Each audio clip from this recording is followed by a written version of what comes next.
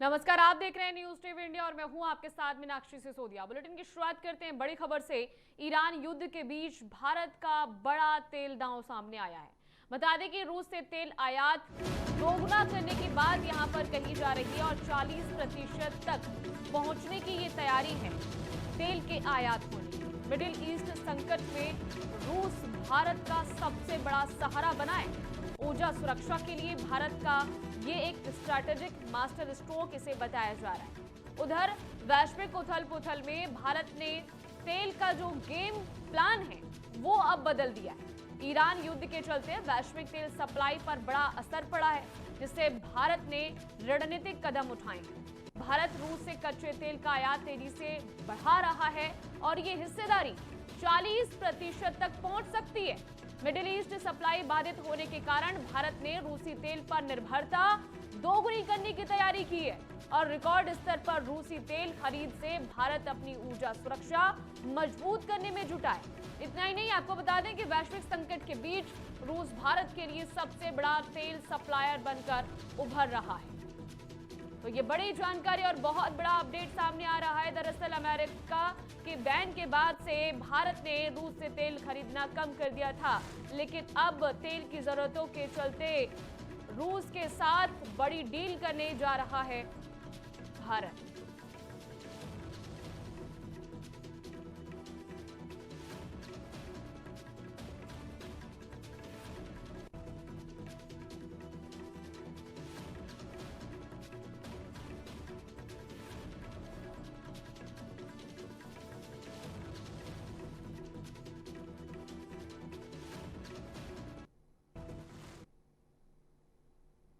उधर ईरान को लेकर अमेरिका के राष्ट्रपति डोनाल्ड ट्रंप का दोहरा रुख सामने आया। आपको बता दें कि एक तरफ अमेरिका अपने मिडिल ईस्ट में सैनिक बढ़ाने की तैयारी कर रहा है। रिपोर्ट के मुताबिक जानकारी ये मिल रही है कि अमेरिका करीब 10,000 अतिरिक्त सैनिक भेज सकता है। इनमें पैदल सेना और भारी गाड़ियां शामिल हो सकती हैं। ये सैनिक वहां पहले से मौजूद जवानों के साथ तैनात किए जाएंगे।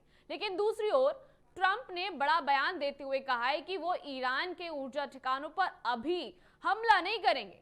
उन्होंने 10 दिन का समय देने की बात कही है और नई तारीख 6 अप्रैल बताई जा रही है। ट्रंप ने यह भी कहा है कि पाकिस्तान के झंडे वाले जो टैंकर थे वो ईरान ने भेजे हैं। अब दुनिया की नजर आगे क्या होगा इस पर टिकी हुई है।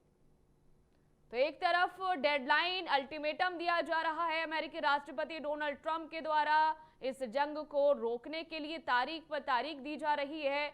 10 दिन की मोहलत का ऐलान यहां पर एक बार और कर दिया है राष्ट्रपति ट्रंप ने।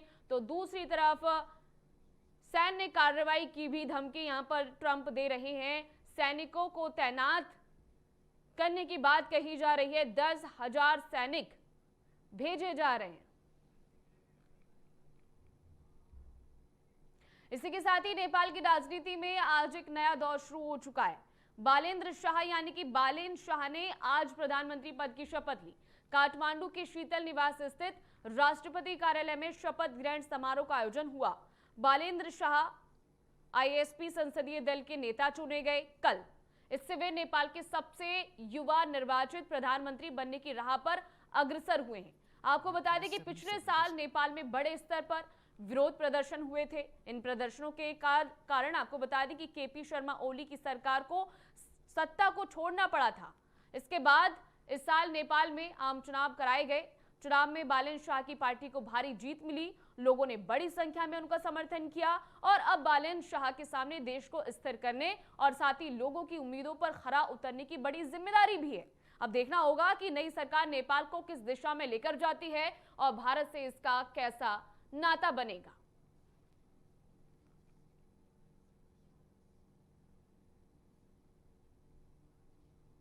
तो काठमांडू में सत्ता परिवर्तन की ये गूंज एक बार फिर से युवा प्रधानमंत्री को मौका दिया है। नेपाल की जनता ने युवा चेहरे चुने गए हैं। बालेन शाह प्रधानमंत्री पद की शपथ ली है। बालेन शाह ने नेपाल में सियासत का देखिए किस तरीके से नया युग या फिर यूं कहे कि नया आगाज हो चुका है। तो भारी जीत के साथ बालेन शाह ने शपथ ली है प्रधानमंत्री पद की और काठमांडू में किस तरीके से जो युवा चेहरे हैं उनके मन में खुशी नजर आ रही है वो भी आप देखिए। और ये उस वक्त की तस्वीरें हैं जब भारी संख्या में जैन-ज़ी वहां पर पहुंचते हैं, जश्न मना रहे हैं। बालिन शाह को लेकर नारेबाजी भी वहां पर की गई है और उनके समर्थन में देखिए झंडे भी हाथ में नजर आ रहे हैं। बालिन शाह की पार्टी की ये समर्थक हैं और युवा चेहरे वहां पर मौजूद हैं और अपनी खुशी जाहिर करते हुए, साथ ही साथ अपने समर्थन को बयां करते हुए ये जैन-ज़ी जिन्होंने केपी ओली की सरकार को पलट दिया था, तख्ता पलट किया था और अब उम्मीदें लगाई बैठे हैं बालिन शाह से। कैसे संभालते हैं नेपाल की सत्ता को बालिन शाह, ये देखने वाली बात होगी। और न सिर्फ नेपाल की बल्कि भारत के लिए भी ये एक नए युग की शुरुआत मानी जा रही है नेपाल के जरिए, बालिन शाह के जरिए, क्योंकि अब कहीं ना कहीं जिम्मेदारी अब बालिन शाह के ऊपर है कूटनीतिक रिश्ते को मजबूत करने को लेकर। उम्र बेहद कम है, युवा चेहरे हैं, लेकिन जिम्मेदारी बड़ी है, पद बड़ा है। नेपाल की जनता के हित में उन्हें बड़े बड़े फैसले लेने हैं, बड़ी जिम्मेदारी, और इस बड़ी जिम्मेदारी के बीच में उनके जो समर्थक हैं, जो कार्यकर्ता हैं, वो खुश नजर आ रहे हैं। तो एक बार फिर से केपी ओली के तख्ता पलट के बाद जो जैन-ज़ी हैं उनके चेहरे पर खुशी लौट आई है, जश्न मनाते हुए, और युवा चेहरे के जरिए नेपाल की राजनीति की एक नई शुरुआत।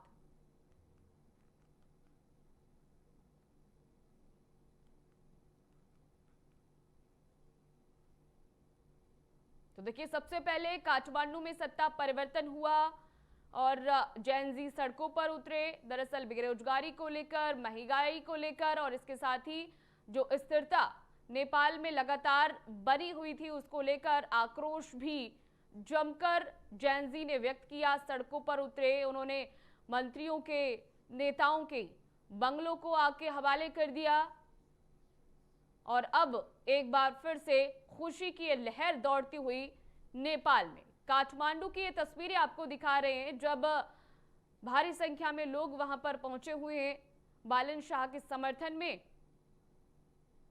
और साथ ही साथ अपनी उम्मीदों को लेकर एक आस लगाए बैठे हैं कि बालिन शाह उनकी उम्मीदों पर खरा उतरेंगे, नेपाल में जो अस्थिरता थी उसको अब स्थिरता में बदलेंगे और एक नई शुरुआत करेंगे राजनीति की।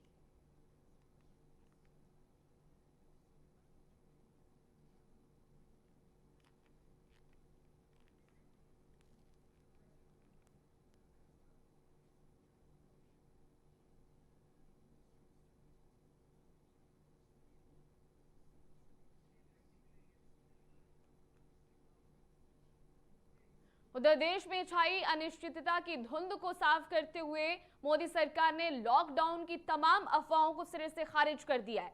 केंद्रीय मंत्री हरदीप सिंह पुरी ने दो टूक शब्दों में स्पष्ट कहा है कि वैश्विक उथल पुथल के बीच भारत की सप्लाई चेन और ऊर्जा सुरक्षा पूरी तरह से चाक चौबंद है और तालाबंदी जैसा कोई भी प्रस्ताव सरकार की टेबल पर यानी कि मेज पर नहीं है। तो वहीं पेट्रोल डीजल पर एक्साइज ड्यूटी घटाकर सरकार ने जनता को राहत देने की जो बिसात बिछाई है उस पर सियासत भी गर्मा गई है। जहां किरेन रिजिजू इसे प्रधानमंत्री का मास्टर स्ट्रोक बताते हैं और जमाखोरों को सीधी चेतावनी भी दे रहे हैं, तो वहीं विपक्ष ने इसे ऊंट के मुंह में जीरा करार दिया है। मीसा भारती जैसी आवाजों ने किल्लत का मुद्दा उठाकर सरकार की घेराबंदी तेज कर दी है और साफ है कि सरकार पैनिक कंट्रोल मोड में है इस फैसले के बाद से, लेकिन जमीनी हकीकत और सियासी दावों के बीच जंग अभी भी जारी है।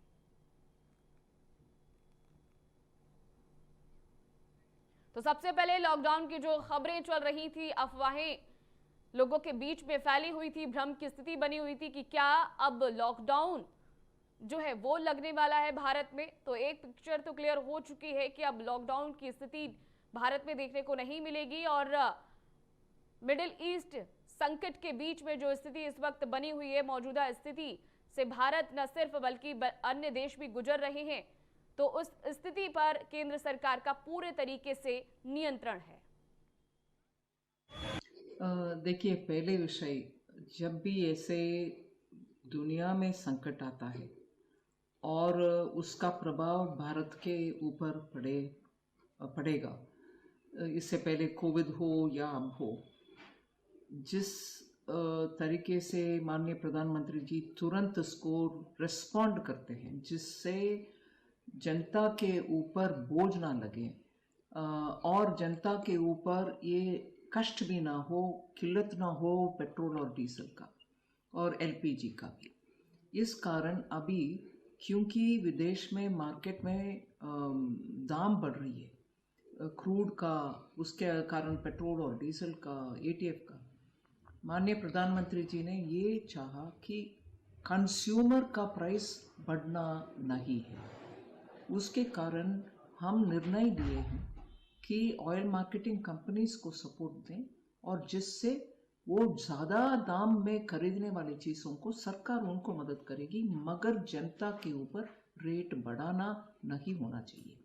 दूसरा, बड़ा दाम विदेश में बढ़ रही है, उसके कारण ऑयल मार्केटिंग कंपनीज खरीदना रोकें। ये से हालत ना हो, वो फिर भी खरीदें, फिर भी ले आएँ और हमारी जनता को समय समय पर सही क्वांटिटी जितना भी मिलना चाहिए उतना मिलने का इंतज़ाम करें।